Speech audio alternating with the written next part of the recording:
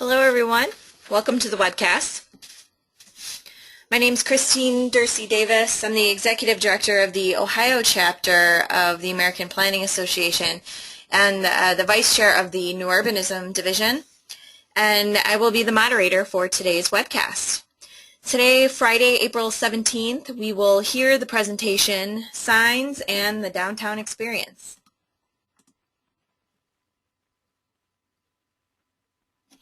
For technical help during today's webcast, type your questions in the chat box found in the webcast toolbar to the right of your screen, or call the 1-800 number shown. For content questions related to the presentation, type those in the questions box, also located in the webinar toolbar to the right of your screen, and we will answer those at the end of the presentation during the Q&A.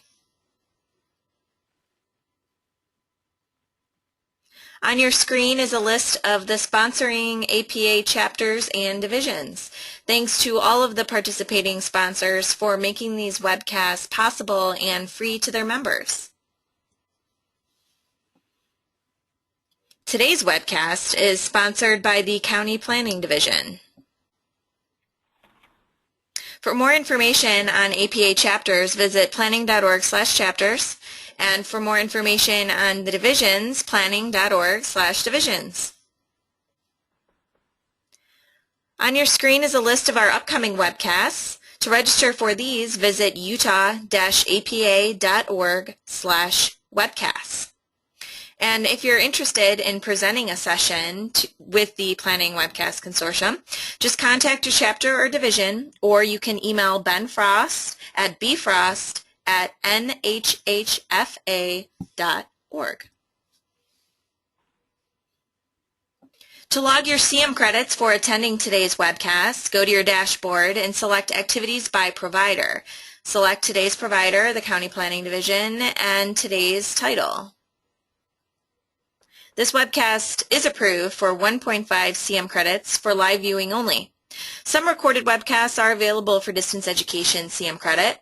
For availability of that, check the webcast webpage at utah-apa.org/webcasts.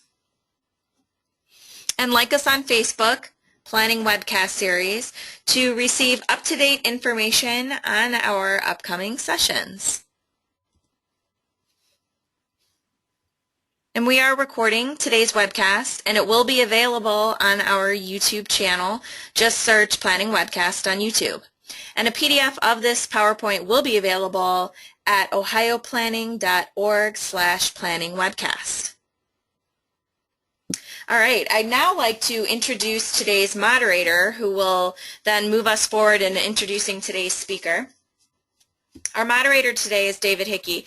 David is the International Sign Association's Vice President of Government Relations, where he and his team develop and implement ISA's legislative, regulatory, and grassroots initiatives. So David, I'm just going to go ahead and turn it over to you. Thank you, Christine, and thank you everyone for joining us on this glorious Friday afternoon. Yes, I am David Hickey with the International Sign Association, or ISA. Just some quick background. ISA is a trade association that represents the on-premise sign industry, and one of the things that we do is work with communities and planners across the country on developing reasonable sign codes. We'll be at National APA coming up in a few days, and we do chapter APA events every year. We put on CM-eligible seminars about sign codes, and we work with the APA Accounting and Planning Division on webinars just like this. In fact, we worked with them last year when we helped with a webinar on urban wayfinding. And this year we have Craig Berger, the editor of the Urban Wayfinding Planning and Implementation Manual, which, by the way, you can find on www.signs.org. Craig is currently Associate Chair of the Visual Presentation and Exhibition Design Program at the Fashion Institute of Technology in New York City. He started as a preservation architect before managing sign and streetscape programs for the Foundation for Architecture, which allowed him to become an expert in urban sign and interpretive programs. His work has given Craig plenty of experience working with planners, EDOs, and retailers on downtown projects. And Craig's most recent project is Signs in the Downtown Experience, which will help stakeholders maximize the value of their urban brand and enhance the downtown experience in your community. And that's what today's webinar is all about. So ladies and gentlemen, Craig Berger. Hi everybody, and I'm glad everybody's on the call today on this Friday. I see that there are right now 277 people on the line. I don't know if I've ever spoken to 277 people through the phone before, so that's a little bit of a novel experience right there. So I just want to get started, and I'm trying to see if I can, how this screen will go down here, how that works exactly. I'm not sure if you see this little bar on my screen. Oh, no, we can't see that. Okay, just mention. All right, thanks. I was a little nervous. Sorry about that. All right, let me get that started. So this presentation is focused on signs in the downtown experience, and this is a subject that's very dear to my heart. I've been doing research on urban wayfinding for the last 15 years, and I've become quite the expert in it. But really what's been really my major area of interest the last few years is this interplay of commercial signage and how commercial signage can have positive impacts on the environment at the same level that institutional signs can. And I'll be honest, this was not an easy subject for the last few years until about 5 years ago, because quite frankly, there was a lot of derision towards most commercial signage for good reason that we'll go into. So really what we wanted to do in the creation of the research that I've been doing for the International Sign Association, and what we'll be going into with as the goals of this lecture, is to focus on how the positive impacts of landmark digital signs and wayfinding signs on downtown, urban, and suburban environments. We also want to compare the positive views we found of downtown signs to successful strategies for urban revitalization. And then we wanted to develop, and really this is what we focus on very heavily, an assessment approach for comparing different sign strategies. And then finally, developing strategic approaches for using signs as a tool for economic development. And this is what the research report looks like. I think that David, in his introduction, he brought up the Urban Wayfinding Workbook, which you could download. I believe they're also putting this report now online as well. So I'm going to go into a short summary of some of this research, but if you want to see the full reports, you can go online at the International Sign Association to download this report as well as the Urban Wayfinding Workbook. So I want to start with this idea that really this has been a really interesting subject area because public attitudes have changed so significantly in the last 5 years. When I started doing research with commercial entities on what people's opinions were of their commercial signs, you generally did not get very positive attitudes. I did a big research project for McDonald's, which I cannot show you because it's proprietary, but one of the things that came out of it was that people looked at the signs in their community as a necessary evil. But that really started changing, and I think that change started about maybe started about a decade ago, but really started about 5 years ago. Before that, this was your public view of what a sign, a suburban sign, or even a downtown sign was, and that is the absolute bottom of the barrel necessity, complete minimal approach. The commercial entity would fight strenuously with the community to get as big a sign as they could, which they then proceeded to do at a very low level. I'm not picking on Walmart here because this is an old Walmart sign. I know that Walmart has advanced in this area just like everybody else, which we'll go into shortly. But consumer and institutional experiences are blending, and that is that companies today know that good companies today know that signs are important to their overall brand and overall appearance at the very same level that public institutions do. So I'm showing a picture here to give you an example of this is not an area of signs, but an area of interiors. This is an interior of a Chipotle in New York. And this is the level of quality that we're beginning to expect to see in our stores and our restaurants and our other environments. High material quality, high level of design, and this has also spread to signs. And really what we're seeing is that intention where brands are starting to treat themselves as much more part of the community fabric and much more of an essential part of building communities instead of breaking them down. So, I think people tend to use Starbucks as the best example. What we call it in the community, in the retail community, the Starbucks effect, but actually I also hear people calling it the Apple effect for the Apple Store, or the Chipotle effect for Chipotle. All those stores have one thing in common, and that they all use high quality of signage and identity design as a central tenet of what they do. In fact, this is a really interesting statistic that I'm showing here, and that is that the top retailers in the United States on a retail sales per square foot all have one thing in common.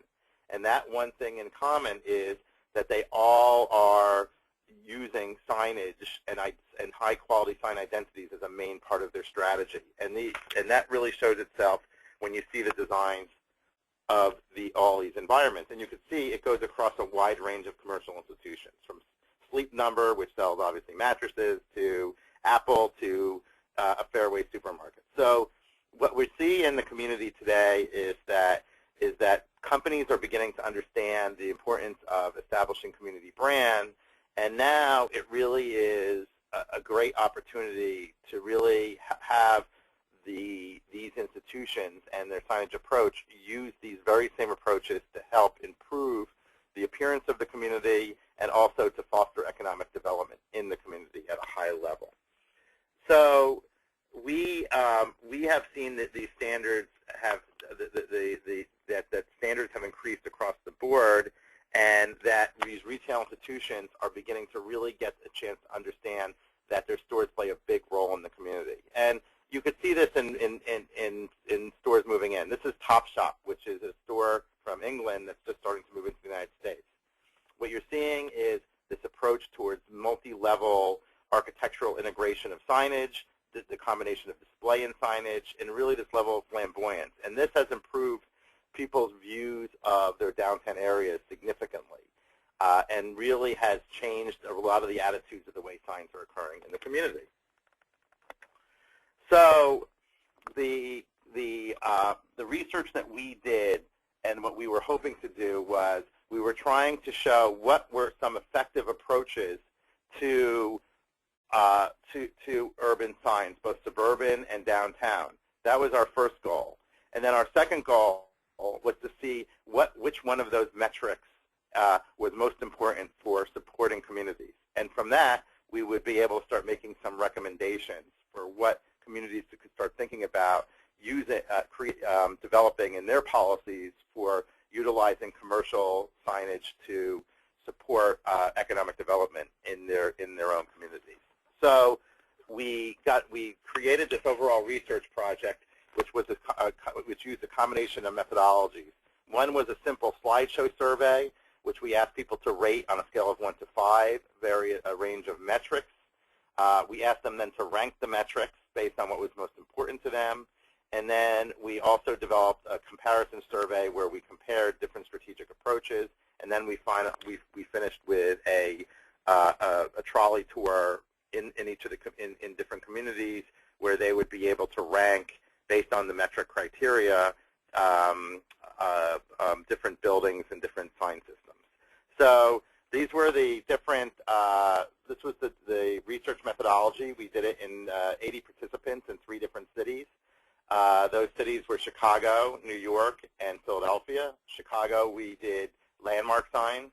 In New York, we did digital signs for obvious reasons. It's pretty much the only place we could do it with it, to actually do a real tour. And Philadelphia, we did urban wayfinding. So this was kind of some of the metrics. We tried to mimic the community as closely as possible, which is really important because one thing we learned is when you have a community of designers taking the survey, it's significantly different than the average residents in a community or urban area. And we felt that showing a really relevant cross-section was the best possible approach to do this particular study. So this was some of the rankings. that we developed for the 1 to 5 scale. So is the sign legible, high quality, appropriately scaled, enjoyable to view? These different metrics are metrics that have been developed over a fairly long period of time through different research studies in the area of developing a set of design criteria for architecture and signs. So we felt confident that these survey metrics would really be most effective, and then we asked the participants to be able to rank those metrics. So not surprising, when we ranked the metrics of what people were most looking for in signs, we found out that, of course, legibility was #1 by quite a bit. And that is a good thing, because if a sign can't be read, it's really not much of a sign. We also saw the other information being informational, high quality, and enjoyable to view. We'll be getting to what the impact of those metrics are on actual signs in a second, but what we really were very fascinated by was how much of a priority that people put into quality of materials and that the system was dynamic. That really people's expectations had gone up on the survey quite a bit. When we talked to people, they did look, a lot of them do go to Starbucks, they do go to Target, they do go to these very high, these quality environments, and they do understand what those stores are trying to do. We were actually quite surprised by the educational level, the design educational level of the participants, who, quite frankly, your expectation is that these are people who, they don't read design magazines, they don't really look at it at that scale, but viscerally and through their own experience, they understand what quality design standards meant and how it would support their community, which was really, I think, a very positive thing that we found out from our survey. So I'm not going to go through the full survey, but I'm just going to show you a few of the key areas that we really felt were important to come out, and we felt were important for developing a downtown or suburban strategy for fostering high-quality sign system development. The highest score that we discovered in the project was the integrated landmark. And the integrated landmark is essentially where the building architecture and the signage all work together as one whole. So the monument, the pylon sign, the awnings, the overall architecture, they're all integrated very much together. This is a very common strategy today. There are a number of architecture firms and planning firms like FRCH, Fitch, Callison, Interbrand. There are many, many firms that really have developed this overall strategy on the project that they've been working on, and it's really shown. So when we showed people examples of different projects, it was the most integrated buildings that really had the highest standards and had the highest scores. So this was the highest scoring project. Yes, the Dairy Queen.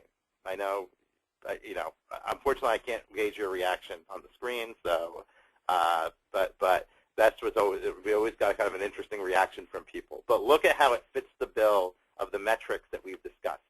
High legibility, which a combination of typography and symbol, high quality design elements, well integrated, proper scale. All the key metrics that were discussed are really hit the mark on a high level on this project. What was really interesting about this was it worked well. Instead of having one large pylon sign, that the signs were distributed across a number of different elements. Got a high score. The Wendy's also number of the same issues. Dunkin' Donuts, which we were really fascinated by, because Dunkin' Donuts did not have as what I would consider high-end a strategy as these other places. I would say that the other establishments had spent, $700,000, $800,000 on renovation. Dunkin' Donuts renovation strategy probably was in like the $200,000 range, $200,000 to $300,000 range, a much different level of integration, but equally appreciated. And you could see like the proper accent on using architectural awnings to convey elements. That the key pylon sign is small but highly effective. the combination of a strong and powerful symbol and typography, which all rated very high. So that was the key lesson that we drew from that that particular area and the pieces that were most significant and important. The other area that we thought was interesting is that there was a big movement, that there was a almost equally positive movement to trying to get rid of the pylon sign completely and really just have an architectural sign solution. That it was very highly appreciated when they tried to integrate architecture and sign completely. And these are some of the examples that you're seeing today. Obviously, this is a prototype store. They're just starting to look at these overall. But you could start seeing this effort to really try to really combine building and sign at a much higher level. Walgreens is probably the most famous in the industry for using a landmark building strategy. They usually do a central tower that really anchors their signage. They also do a really powerful symbol, illuminated symbol, and powerful typography. So that's also rated high. And then this was a pretty interesting example because we showed examples of larger facilities with multiple retail entities, and really this whole approach of combining multiple building elements and signs and material together was very highly rated. And so one thing that we discovered in our review was that it was important not to let one sign do all the heavy lifting. That breaking apart the symbol, typography, and architectural elements into different parts and then rearranging those parts in different communities in different ways based on the needs of the building, the needs of the urban environment, yielded the most positive effects. And then this really goes back to, if we look at those top 10 retailers again, the highest scores were, the highest and most successful companies were companies that definitely had that strategy. Apple clearly has that strategy. They're an outlier. I don't like to use them as an example. But Vera Bradley, Sleep Number, Coach, they all use that same strategy. They have a palette of different elements which they apply widely and differently based on the environment that they're in. And I think this was something that we learned very clearly because it also adheres to a strategy that retailers did not like to do until recently, which was develop multiple models that could be adapted based on the community that they were in. But now it's at least very clear that some leading companies are embracing that model, and for good effect. So one thing that we wanted to go into after our initial slide study was really looking at a downtown and seeing how the impact of some of these design issues impacted downtown signs. And we've chose Chicago for one key reason, and that is probably no city more than Chicago has a more varied policy toward signs in different parts of the community. You know, the south side of Chicago and the north side have different strategies, different sign policies. So it's interesting that you could be able to analyze different parts of the city, different approaches in the city, and be able to deduce, you know, what the impact is on different sign approaches in different areas. So we first start looking at downtown Chicago, which was really interesting in that 30% of the signs reviewed on our tour, people said was central to the success of the neighborhood environment and, in fact, enhanced those environments. A very high score that, you know, people were looking at those signs and saying, these signs have a really positive effect in our community, they serve a role in enhancing our community, and that the community would be in a negative position if it didn't have these signs in the environment. So if anybody knows what this sign is, this is the Trump Tower in Chicago. And this sign, and this really shows what people's views of signage are, this sign was reviled in the news, in the papers about it was chintzy, it was obnoxious, you know, pick your negative criteria. But in our survey, in fact, I didn't have this on our survey. We added it because we had just read some of the articles coming in, that people actually had very positive opinions about this sign, that it did fulfill their criteria for what a sign should be in the community, and they felt it did have a net positive on their community, feeling that having the ability to be able to identify key landmarks at a high level, and if the sign was filled a high quality standard and illumination, it would have a positive impact.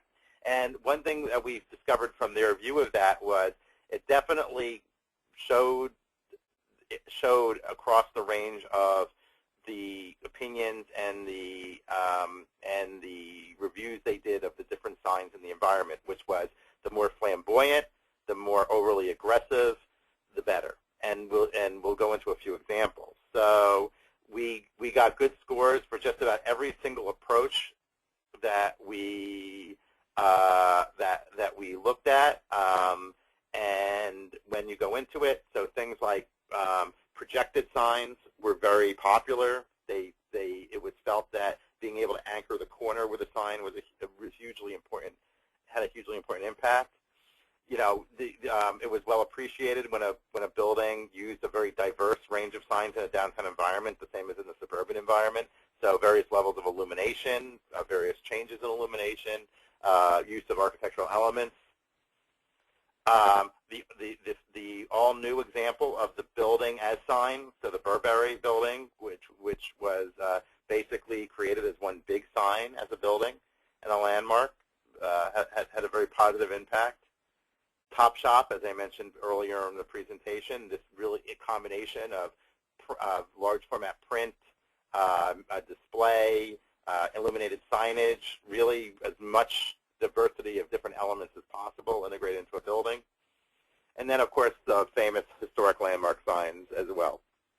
So one thing that we discovered looking at all of these different examples is that the residents of Chicago were looking for this using signs to really impact and create better excitement in their downtown environment, and they appreciated highly companies that would do that and created strategies that would do that. In fact, there was a very famous retailer that had just built a building in Chicago that had very subtle signage. It was very subliminal, very modern, but was very hard to tell the name of the retailer. The retailer, and if anybody guesses, you win a gold star in your task section, uses large sewing machines as the central theme of their retail establishments. But the sewing machines are dark, and they're not easy to see behind the glass. But that was their approach, was using objects to create a landmark that would help people identify the store. What it came across was that people clearly felt that signs needed to be seen, had to be legible, and had to be exciting in the environment to be effective. And you know, the examples that got the highest scores were the most flamboyant. They're the ones that integrated the most different elements, just like we found in the suburban environment, that they used a combination of type, symbol, display, color, that there was that it was a clear mastery of how all these different elements work together, and that people clearly felt that these methodologies had a very outsized impact on the quality of their community and their sense of place overall. So this really played itself out when you look at the strategy of Chicago and the economic strategy of Chicago. So this flamboyance of style, this flamboyance of approach, really created a very big impact and a very positive impact. So one of the things that we did was we looked at the north side of Chicago and the south side. By north side, we meant North State Street and South State Street of Chicago, to see what the relationship was between commercial sign success and economic development. And it's pretty clear when you look at people's views of signs that South State Street has a lot of catching up to do to the Miracle Mile area, because if we look at South State Street, we look at a very quiet environment when it comes to signage, and this was done for deliberate reasons. Economic development policy on South State Street over the last 30 or 40 years has been to minimize the outwardness of the retail environment on the Strip. They had very tight sign ordinances. They did not allow for anchorages at the corner. The McDonald's one is actually very recent after they made a change to this policy, the one you see in the right side corner. They had a very, very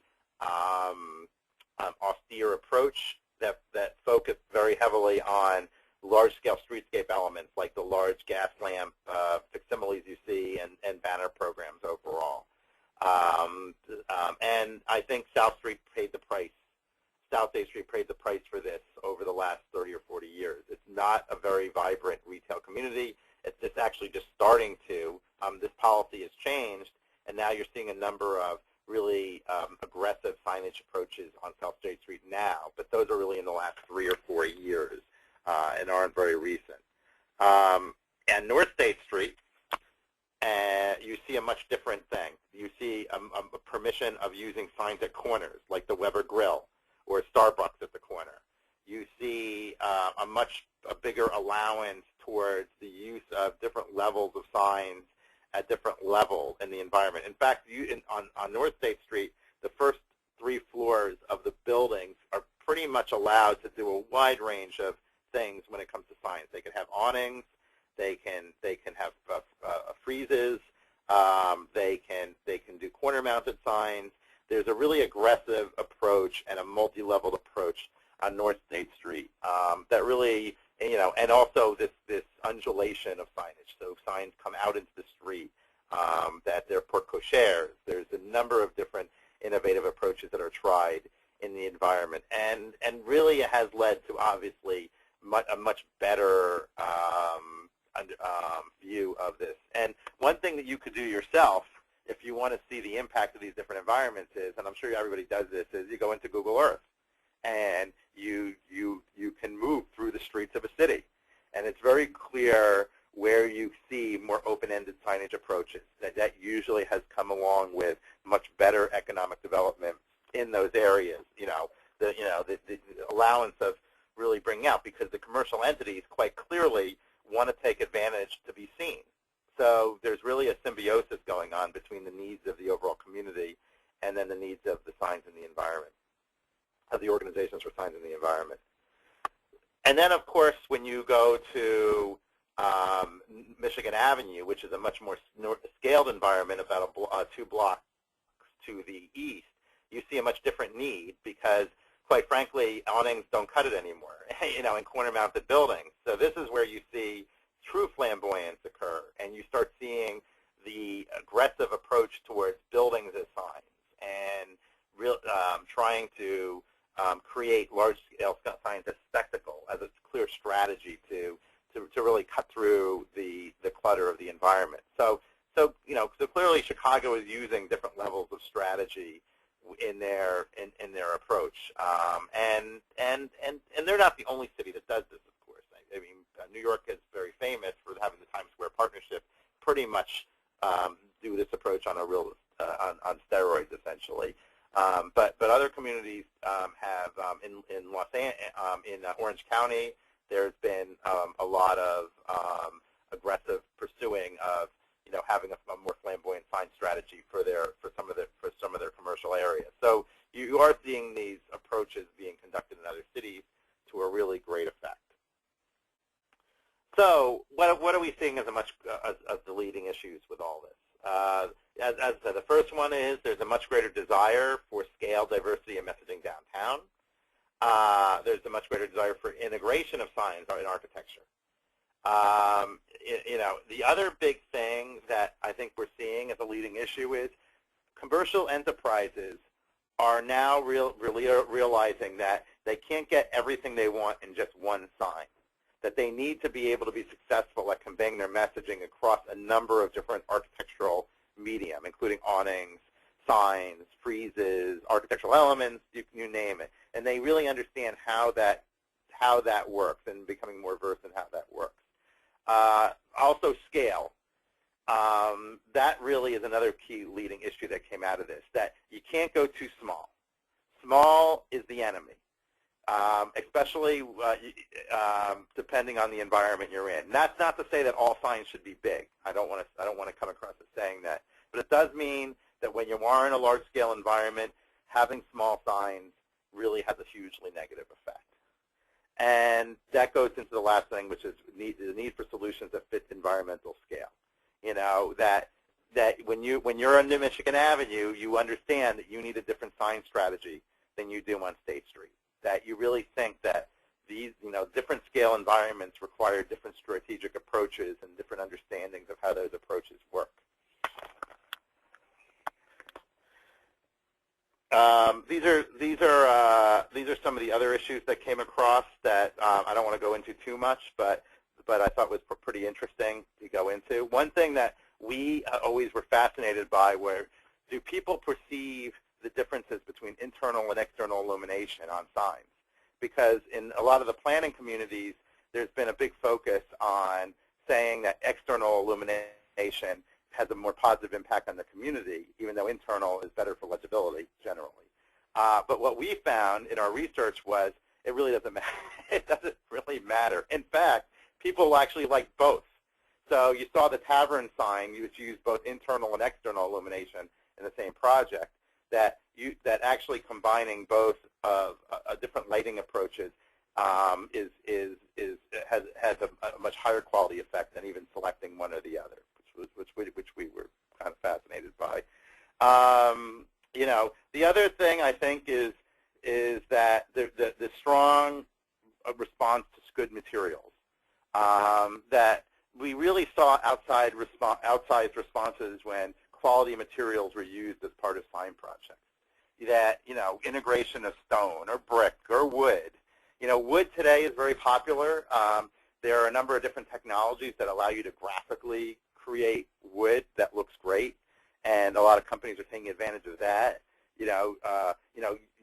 This idea of combining a very modern metallic element and a very natural wood element is becoming very popular, and of course that was had a very positive impact with the community as well. So really, the appreciation of use of quality of material in the environment was another really big factor that we got across. And then, at the end of the day, people love brands. I mean, Starbucks, I hate to say this, Starbucks does have a big net positive on a community. It just does. The name does. That goes with even a Buffalo Wild Wings, which is a very popular brand today, or a Chipotle, which is another trend, or or an H&M store, H&M or Zara's, which are very popular at H&M. Having a strong brand name in your environment leads to a more positive impact on your environment and leads to a more enjoyable environment today. So what opportunities do we see out of this? One is I believe that we really should focus on developing best practices with sign guidelines. Not just really develop sign codes, but really give examples. What do we want to see? What's hot? What's cool? What are we want to get? What practices do we want to say would make our environment look better? Obviously, the best example of that is Miami Beach. I was involved in the Miami Beach wayfinding system a number of years ago, and they had developed a set of design guidelines that was proactively built around best practices. This is what we'd like to see, right? These are the signs that we think would improve our community. I also believe sign boosterism is a opportunity. What do I mean by that? I mean that the community should be promoting companies to do more with signs instead of less. I know this goes against every grain of what planners think, but the more you're out there saying these are the things that would help our community, the more likely people would do that. That's what Walgreens discovered when they moved into doing their landmark strategies. Walgreens came in for certain stores in Honolulu, I believe, was a key city, and they said, Honolulu, what would you like to see? And they got a lot of great answers, and they did what Honolulu wanted to see, and produce the sign. But the community could do that whenever somebody can come in. Also, I would say encourage architectural integrations. Give more leeway to projects that combine architectural elements and sign elements together. If the use of awnings, the use of landmark tower structures, really allow for that. Give more credence to the separation of icon and typography. I think that's another piece as well. Also, reinforce legibility and illumination. I think it's a real mistake to have a one-size-fits-all illumination strategy. Exterior illumination versus interior illumination, for example, as part of that. I think you really need to have a more coherent and open-ended approach to illumination. Allow for different types of channel illumination, rear channel mounted lighting. Give a lot of options in the community. And then finally, I would say you'd want to promote signs as a tourism strategy. Go to different companies and encourage the use of try and promote the use of landmarks or pop-up stores. Different levels of integrated sign approaches. Really come in and whenever a developer is moving in for a development project, try and see how signs can best be used to really support that larger development project, to break up those big boxes that are being put into the environment. Different cities have done this different ways. Times Square is probably the most famous example of pretty much encouraging all sorts of different things. The current thing in Times Square that's really popular is not digital signs, but encouraging the use of large format print graphics during different times of the year, like that Target sign you see. Fremont, California is another famous example where they encourage neon signs in different parts of their downtown, and try to use different types of lighting as a key accent for the development of their areas. And then, of course, reinforcing that with their own signage and their own civic institutional elements as well. And then things like pop-up stores and, really use opportunities to excite people with different branded events and environmental events. As I mentioned, you are in partnership with these brands, with these companies, and they are investing lots and lots of money in this. They will be willing to do things that really promote and support the community if you only give them opportunities and really help support them in those areas in interesting ways. And then, of course, landmark strategies.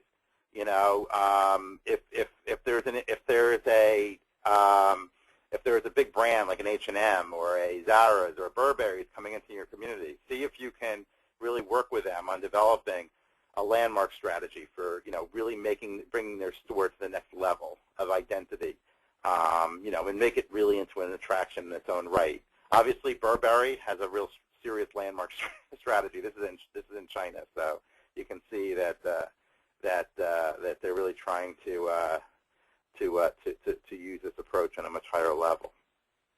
So I just want to finish with a few things on looking at different urban wayfinding programs and how they could be used to support these larger downtown sign strategies. We looked in Philadelphia at the effectiveness of different urban wayfinding strategies, and I don't want to go into this too much. But one thing that I really discovered is really important in terms of supporting your commercial downtown strategy really well is, I think what we discovered was that the city should also try to equally create gateways and landmarks that really support the larger downtown environments at the same scale that the commercial entities are doing to really kind of create a strong impact between the institutional vibrancy of the city and the commercial vibrancy of the city.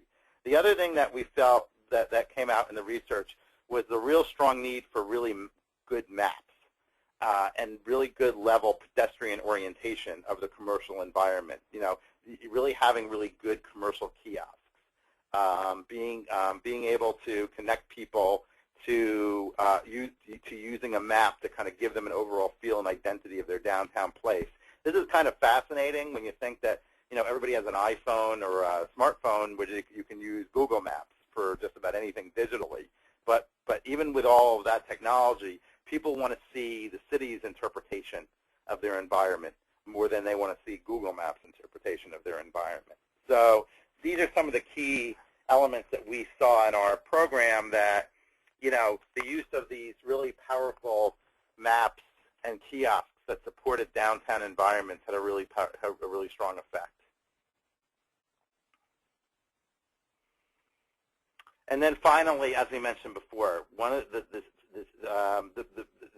biggest investment people wanted to see in downtown institutional signs to support the commercial sign support is really investing in large-scale elements. So Philadelphia, the effectiveness of the illumination strategy on buildings, using dynamic building illumination as a larger strategy to accent institutional buildings. This serves also as a great complement to a commercial building strategy, signage strategy.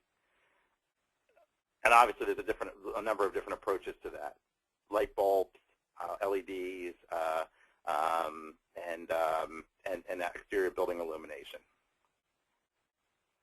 Really powerful maps that, as I said, that define different areas and can be used as templates for different commercial entities to really give context to place. And then dynamic landmarks, creation of gateways that use lighting, that use LEDs, that really break themselves off from the community in a dynamic approach. This is the Pico building. It's a little amazing, but up until about 20 years ago, the original Pico building was just light bulbs, and a guy used to go up there at night to change the messaging by changing the light bulbs. And that used to take a long time, to say the least, to do effectively. But now they use dynamic LEDs, and really cities that invest in their own institutional strategies for using LED can have a really big and outsized impact to really support the larger view of the community. And then, of course, the Fremont East that we saw before, and you're beginning to see different developers like Disney try to emulate these downtown gateway views in their own communities at a very high level. So to finish up with is that in addition to really having a best practice strategy and an encouragement strategy for commercial institutions, that we also feel it's important that cities have to start looking at really creating a signage investment strategy whenever they're doing a large-scale project, a large-scale building project, to really see what's the opportunity for being able to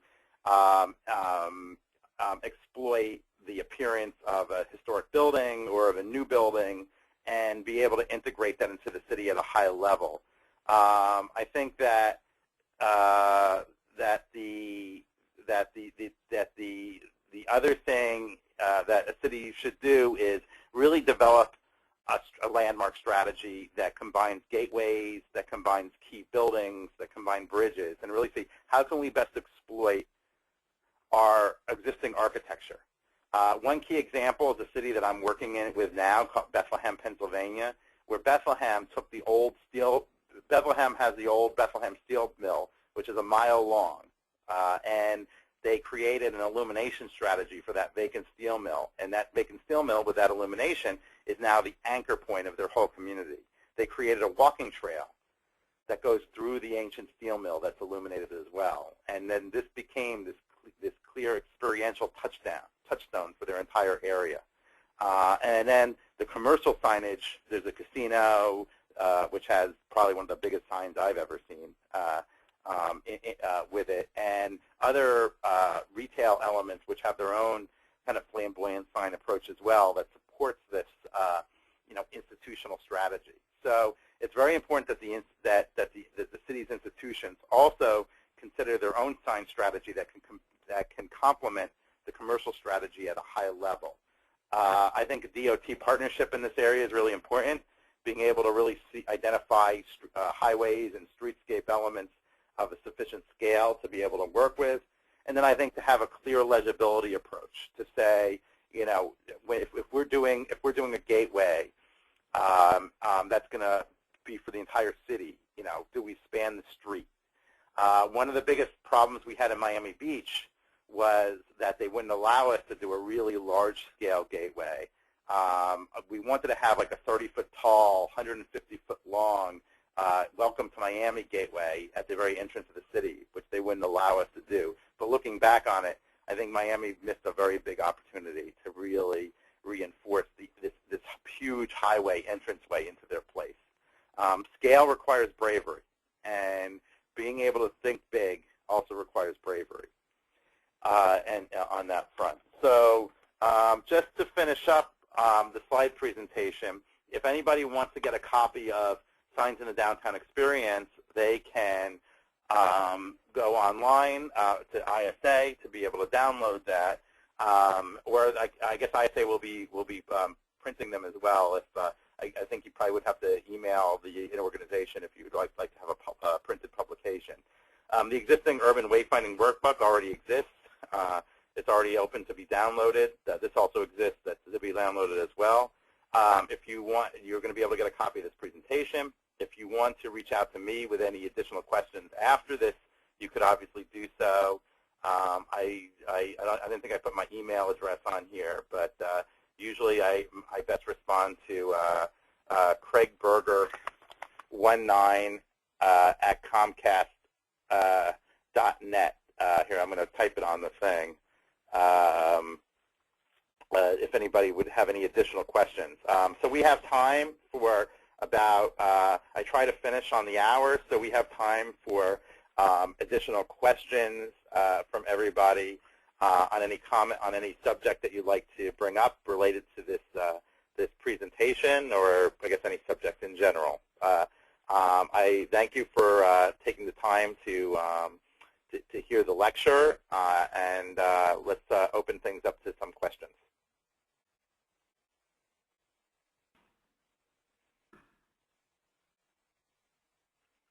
Okay, Craig, this is David Hickey. I have some questions here that people have proffered. I'll just go through them in order.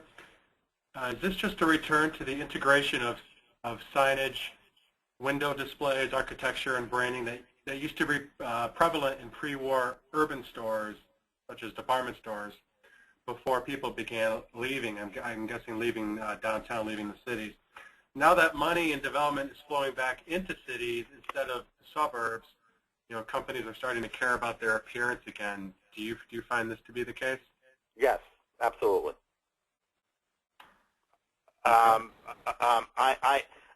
Here's the thing. Before the war, before World War II, there was a symbiosis, a meeting of the minds when it came to signage, which is that the big retailers in cities knew that having high-level signs was crucial to driving their business, as well as window displays, as well as any free, as well as any all those other elements. And the cities knew that shoppers were the key economic drivers of their downtowns, because there was no shopping in the suburbs. There were very little. People would go downtown to shop. That was the role of a downtown. After the war, this started breaking down quite a bit, obviously. The department stores began leaving downtown. People began shopping in the suburbs. And one thing that happened very clearly is during the urban renewal effort, there was really a forgetting of why signs were important. I mean, really a major loss of memory. So you started seeing these downtown malls coming back, which really had no coherent sign strategy or window display strategy. This was a massive mistake. In fact, really, to be honest with you, you kind of wonder if it was not a failure as much of the cities, but a failure of the retailers to really understand what it was, why you wanted to be downtown, or why you wanted to be in a major city. I mean, it was really a collective amnesia about the way about what works and what doesn't in an urban area.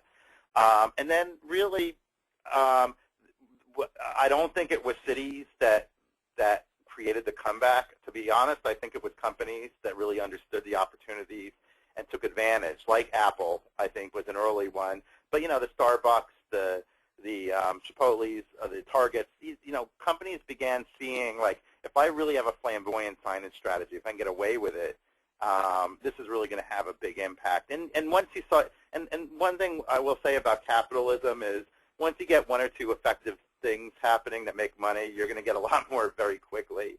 And then I just think that communities really started understanding very, very late of why this is important. But I'll be blunt.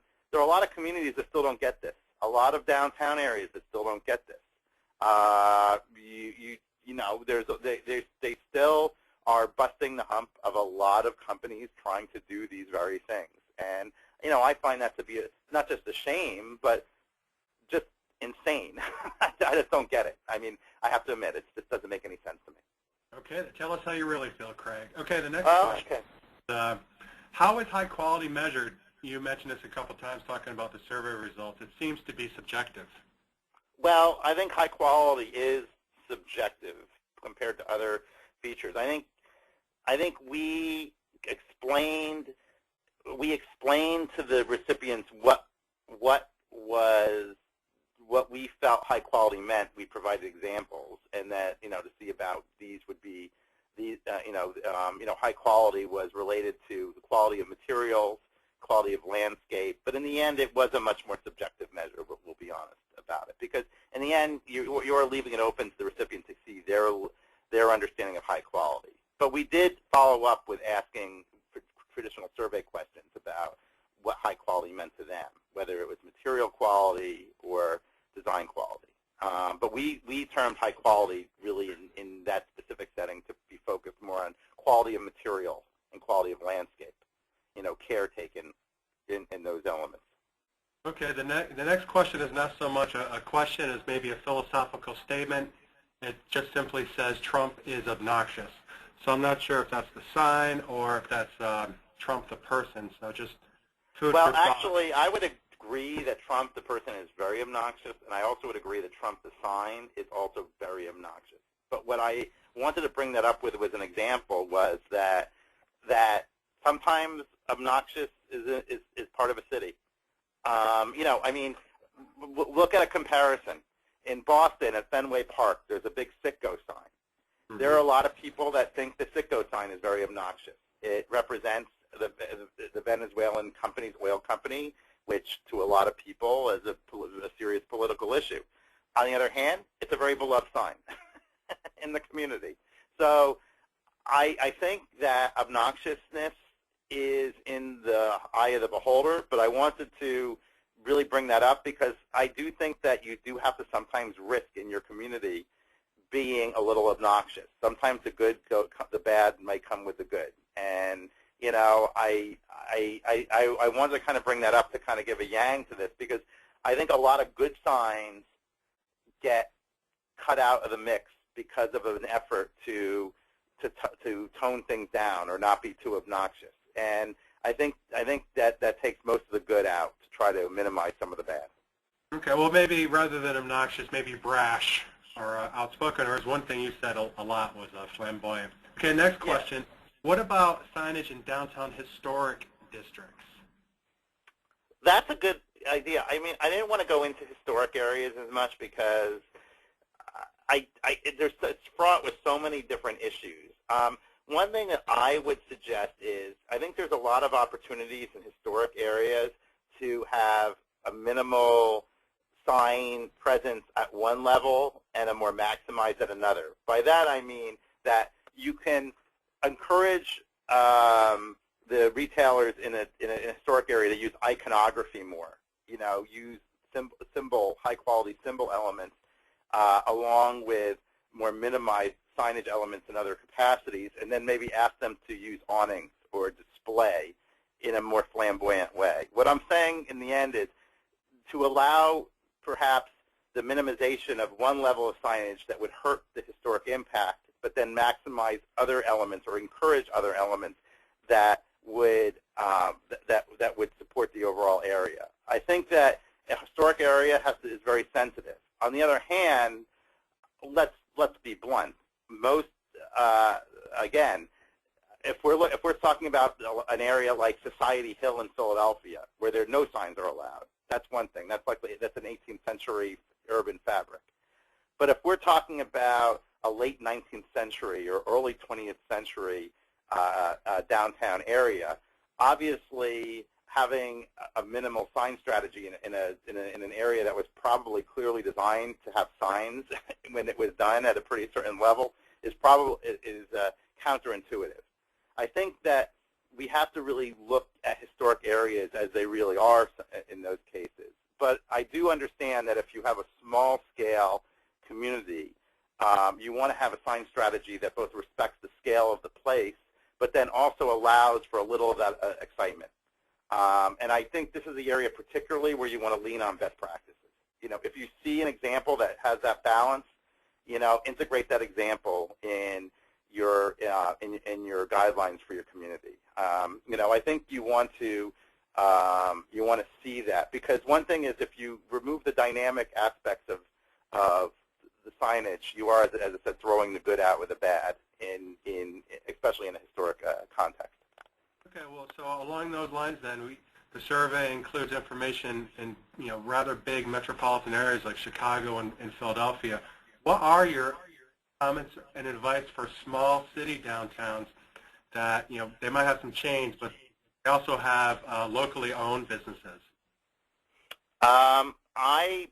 I focus very heavily on chains because I feel that because the chains are obviously been the leading indicators. But I think that when you have small and local businesses, I think it works equally. I think you encourage them to have sign strategies. Now this is a much harder thing to do because you're talking about companies and organizations that might not have the kind of money to be able to invest in this level. But there are ways of encouraging high quality. You could create a sign bank.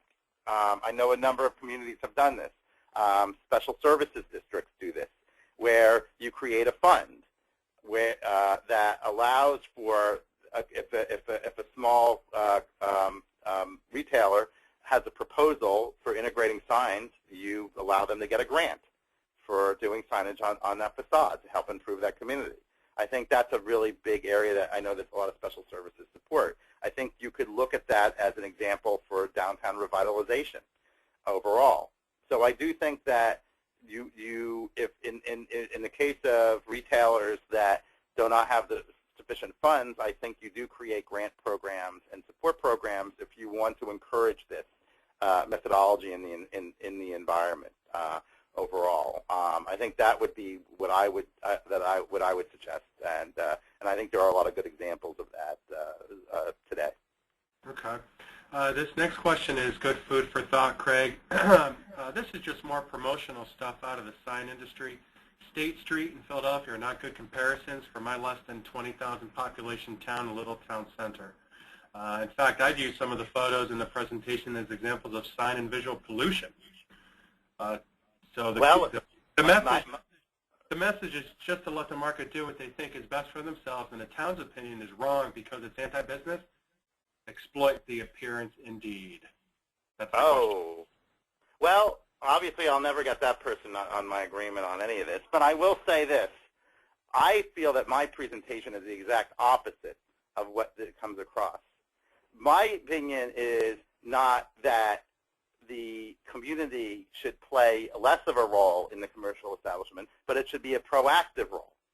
If the perception is that the community's role is to be at odds with the commercial enterprise, then why should any commercial enterprise operate in a town area? This is, and going back the sign industry, I believe, is doing this in a very proactive way because I believe that the sign industry feels that good signs have a positive impact on their community as opposed to bad, low-quality signs. I mean, it could be just as easy. The sign community usually doesn't mind building bad signs as much as they would build good signs. So the reality is, I think it's important incumbent on the community to really enforce strong, proactive, high-quality sign approaches. I mean, just because you don't want to have a Walmart, just because you don't want to have a Target, just because you don't want to have a McDonald's, or just because you don't want to have a local coffee shop even, doesn't mean that they're not going to be in your town, and doesn't mean that they're not going to have signs.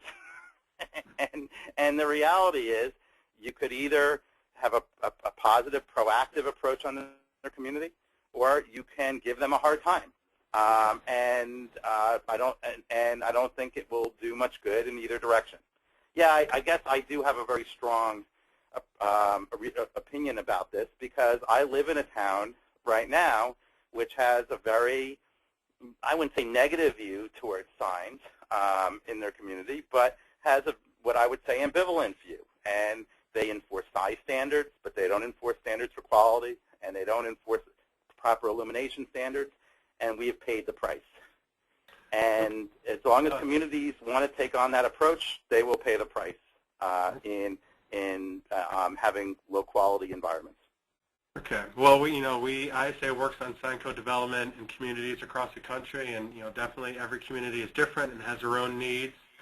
And so, that's definitely something that we encounter on a pretty regular basis. Next question: are there any studies that correlate, quote, effective signage with an increase in economic activity? I think I can step in on this one, Craig, if you don't mind. Sure. The University of San Diego did a research project in 1997 on the economic value of signs for small businesses, and the University of Cincinnati concluded a research project along similar lines in 2013. You can find both of those research projects at the signage www.thesignagfoundation.org. And that's thesignagfoundation.org. Those two research projects about the economic value of signs, and then a bunch of other research projects as well, including Craig's research projects. Craig, how do you reach out to the commercial buyers of signs, to the retailers, to use these strategies?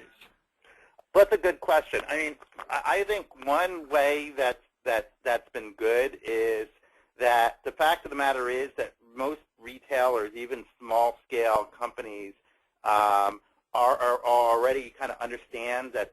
I mean, every retailer has access to dollars per square foot for leading retailers, so everybody knows who the leading models are and why those models are important. So I do think that one thing that a community could do a lot is look at retailers they admire. And it doesn't have to be big retailers. It could be small, neighborhood-oriented retailers, ones that they admire, ones that have been successful, and then be able to use that economic data combined with design data to show these are successful companies. They obviously have a high investment strategy in signage. This is what you should do. Obviously, the best example of that is Walmart, because up until about 5 years ago, Walmart had an awful sign strategy. Everything was very low level, low quality, not architecturally integrated, and they got beat. They were getting beat in the market. So they redeveloped their sign system. Now, I'm not saying that it's still as strong as other retailers, but at least it has moved in the direction. One thing that I think a community could do really is find best practices that they admire, that they would like to see in their community signage-wise. And we could help with that at ISA, of course, and be able to match that with strong economic data. That's particularly important when you're dealing with developers more than when you're dealing. Retailers have more access to this, but it's very important when you're dealing with retailers, because you want to be able to show why it's important to invest more money into higher quality and into more diversity in the environment. Okay. On a different note, only one participant was able to name the retailer with the sewing machine logo. That is All Saints. That is correct. To that one person who volunteered that information, we will be mailing you a gold star. Okay, the next question is, let's see, what has been your experience for zoning staff to be able to provide higher quality signage through the variance process or through another sign review program like design review? There are three ways that I've seen it being successfully done. One is through the variance process. Not the best way, but definitely when you're dealing with certain unique situations, I think the variance process has worked very well. I'll give you a great example. Buffalo Wild Wings. They have a very aggressive strategy of moving into communities with vacant buildings of different types and integrating their approach into different types of buildings. So one thing that they've seen is being able to work with the variance process to be able to kind of, I guess what they call a barter and trade approach, where they say, okay, if you give us, if you allow us more of this in terms of awning space, we will minimize the size of the footprint of this element, and really kind of sitting down with the planners and being able to say, here's our vocabulary, and this is why having a flexible vocabulary is very important, is being able to sit down with a planner and say, all right, this is the way we'll configure these elements, and then fitting a variance around that best practice approach. Obviously, that's a very ad hoc, very fluid thing, but it works pretty well when it comes to smaller communities. The other process that we've seen is by having a signed district, which is very popular with special service districts, where they create a district just like you would a historic district, where you have specific guidelines based on scale, based on illumination, and then you could also encourage certain types of signs that you see in those areas. And that Miami Beach has that, obviously, and larger cities, New York's pretty famous for having that, but even smaller communities, like I showed you in Fremont, have that kind of similar approach and that similar experience. And then finally, I believe that a lot of communities, and this is really being enforced by a lot of economic development and special service districts, the other approach is integrating that into your economic development packages, is being able to have an integrated sign solution that's fit into the economic deals that you give when they give, for example, tax subsidies and other subsidies, particularly for when developers move in to their overall areas. So those are the kind of the three. I would say, like, having an overlay district in certain for certain areas of the community that can kind of ingrain kind of some of the code and some of the ideas in different places, combined with using the variance process, and then a more proactive economic development tax incentive funding or tax incentive approach. Okay. Next question. Do you have any thoughts for communities that are trying to be dark sky friendly but still have creativity and uniqueness? Nobody wants to hear this because it goes against every grain of logic as it's known. But one thing that drives me absolutely insane is that how do people who enforce dark skies also want external illumination on their signs?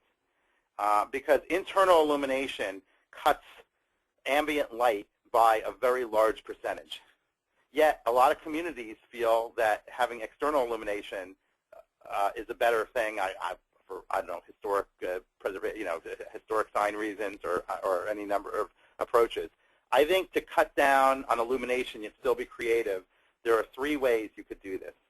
One is, and this is a very creative approach, is have inside-outside signs that encourage the use of signs just to the inside of the glass of a building, particularly because today a lot of buildings have very large glass facades on the first few floors. If Walgreens does this, if you put signs just on the inside of the glass, it controls a lot of the external illumination. One of the main reasons why Walgreens has that strategy is it cuts out a lot of the sign zoning process, but it's also a highly effective strategy for cutting down on illumination, on ambient illumination. The other thing is to have a very good internal illumination approach. So for example, if you like to have perpendicular lollipop signs at your corners, really encourage those to be internally illuminated, and then anything that's externally illuminated should be minimized. I'd say encouraging, as I said, lollipop or even channel letter signs against facade light box signs, because obviously the larger the area of illumination, the more ambient light gets thrown out there. So I think that really look at strategies for controlling light. But as I mentioned before, a lot of those strategies seem to be in conflict with what a lot of communities say they want, which is to have more ambient lighting in the overall approach. But I think that having a more internalized approach will cut down on lighting quite a bit and really support dark skies to dark sky philosophy to a great extent in that area. So I think that's a very good conversation that you should keep having now. Definitely. I might also add, from the industry's perspective, we have brightness recommendations for electronic message centers. If you have those kinds of digital displays in your downtown areas or really anywhere, we have brightness recommendations that have been tested by our developed and tested by a lighting scientist, and they come up with a recommended nighttime brightness level of 0.3 foot candles above ambient lighting. And the thing about those kinds of digital signs is they're LEDs. They can be dimmable. You can put that in as part of your code, and we have statutory language for that. And the thing about those kinds of signs also is that the LED lighting is exposed to the naked eye. There's no cabinet or face over it, so it's a lot more reasonable to be able to dim those lights. And we like to think that having that reasonable lighting level will fit in with any sorts of dark sky initiatives. The next question is, and I wouldn't mind taking first whack at this one, Craig, if you don't mind. Our city council is looking at making all commercial signs monochromatic and similar font. What are our thoughts on that? From the sign industry's perspective, I'd just like to give this person the advice that you might be running afoul of some federal law if your city council is looking for that kind of policy where you're requiring all commercial signs to have similar font and coloring, because a lot of these businesses, I would imagine, have federally registered trademarks, and those are protected by the Federal Lanham Act, which says that a government cannot require the alteration of a trademark as a condition of getting a permit. So if you're saying to a business, you can have your sign here, but it has to be, in your, I don't know, Whole Foods, and so it has to be on a red background with white lettering, which is not what their federally registered trademark is. That Whole Food would likely have a case against the city. That said, I have seen a lot of businesses will just say, hey, we want this location, we'll do it. We don't like it, but we'll do it. But that's something that cities should consider, and that again is the Federal Lanham Trademark Act. Craig, do you have anything you want to add to that? Well, the first question I would ask is, if you're following that strategy, would be to know why you're doing it, because I do think it goes against a lot of what we think of as good practices.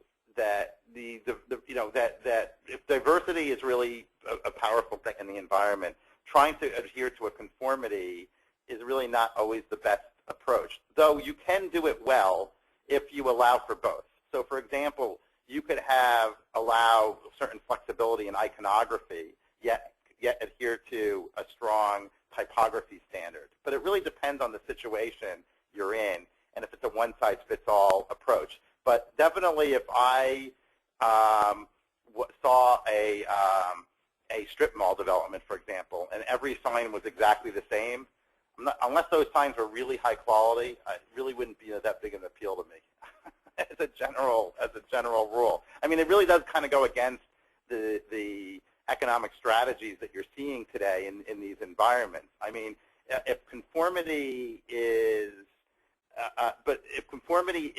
a something that would appear to a better economic development standard, I would say that it would only be if that conformity was at a really, really high level. Because even when you see, like, for example, if you go to a food court today, and even that food court is owned by entirely the same company, you're still going to see a diversity of signs developed by the one developer of that group, because of the feeling that different diversity of sign elements and graphic design elements have a much more positive impact on that group. But as I said, I would have to see the specific case-by-case scenario. But I think I think that Dave goes really to an important point to say that there's a lot of regulation on size, but most communities get into a really tough spot when they start regulating, the specifics of how a company identifies itself and brands itself. Okay, thanks, Craig. Next question, you mentioned scale as being very important, but how big is too big? How do you ensure that the landscape isn't dwarfed by signage when companies are competing for visibility? that is a good question, because one thing that we have discovered is that that more architectural integration of signs works better. That could fill in for scale or large-scale design elements. But one thing that we believe is that if it has to be big enough to be read and be legible at pedestrian or vehicular speeds. So, for example, if you're in a downtown environment that's historic and it's predominantly being seen at a pedestrian level at no more than 10 feet above the ground, then you would want to have a much smaller scale legibility policy, obviously. But if you're going to be at a vehicular level, even in the downtown, like you saw in Chicago, State Street versus Michigan Avenue, you want to adjust that scale to people's experience and perception in that area. So on State Street, I'm dealing with a combination, an equal mix of pedestrian scale environment and drivers at about 20 miles an hour, let's say 15 miles an hour. So I would adjust accordingly. So my opinion is I would experiment with view corridors. I would take pictures of different environments, and I'd look at the signs in those environments, and I'd say, these are the legible scales that work best for the experience we're trying to achieve in that environment. That works effectively in most of the cities and towns that I've seen. And I would say that approach tends to have a very clear impact, because one thing that's really bad is to divorce your legibility codes from reality. If you want to be able to point to something and say, this is the type of environment I'm trying to achieve, or come within range of achieving, and then adjust your sign code. But legibility, though, is hugely important, because you don't want to win the battle of small-scale signs and lose the war of having signs that are so illegible in the environment that people just grow disgusted and don't come down. Because what's the goal here? The goal is to attract people to your downtown area and to make people enjoy being there. If you need a certain scale to get people to understand that these are the retail establishments and the places that they want to go, well, you do have to try to achieve at least some of that scale while trying to avoid a certain amount of competition. And I do understand that you can move too far in that other direction as well, because it does happen. But in most of the cases, there's too much, I think, of an erring on the size of too small, or really not too much too small, but mismatching the code with the actual scale of the environment that it's going into. Okay, thank you. Craig, you gave examples of good design that everyone's familiar with, Apple and Starbucks. Could you give us one or two well-known examples of what you think are terrible sign design? Sure. That's pretty easy. I usually don't like to focus on bad sign design in the environment. I think that the McDonald's and Burger Kings, before they went through their recent redesigns, were not good.